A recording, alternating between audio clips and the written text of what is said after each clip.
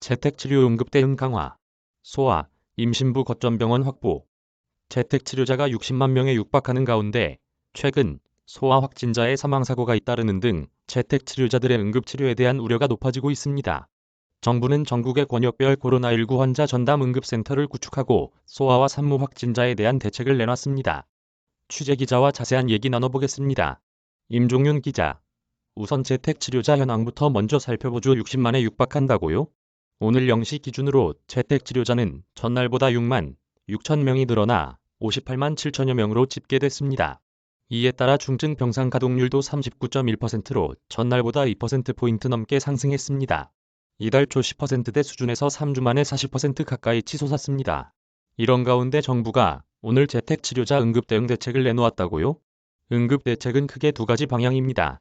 주요 권역별로 코로나19 전담 응급센터를 설치하겠다. 그리고 소아와 임산부들에 대한 응급센터를 늘리겠다는 겁니다. 우선 코로나19 전담 응급센터를 주요 권역별로 이달 말까지 10개소를 확보하고 일반 응급의료기관에서도 코로나19 응급 환자를 받도록 유도하기로 했습니다. 특히 재택치료자들이 응급실을 전전하지 않도록 국립의료원 산하 중앙응급의료센터가 컨트롤타워가 돼 각 지역 119 구급상황센터와 정보 공유와 환자 이송 지원 역할을 맡기로 했습니다. 소아와 임산부들에 대한 대책도 나왔다고요? 현재 확보된 병상을 24시간 가동하는 등 최대한 활용합니다. 구체적으로 현재 확보된 분만실 82병상을 200병상으로 확대하고 소아 전문 응급의료센터도 현재 3곳에서 거점별로 더 확대하기로 했습니다. 확진자가 20만 이상으로 급증하면 일반 병상에서도 분만이나 응급치료가 가능하도록 지자체별로 계획을 세우기로 했습니다. 그리고 신속항원검사에서 양성이 나올 경우 최종 확진 판정을 하는 방안이 검토된다고요? 오늘 권덕철 복지부 장관이 기자간담회에서 한 얘긴데요.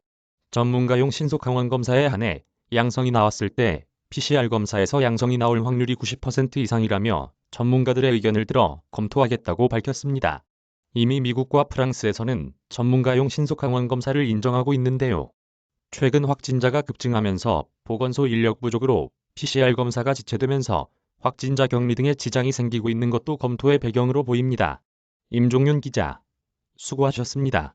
저작권자 SBS 미디어 내겐 SBS INN 무단전제재 배포 금지.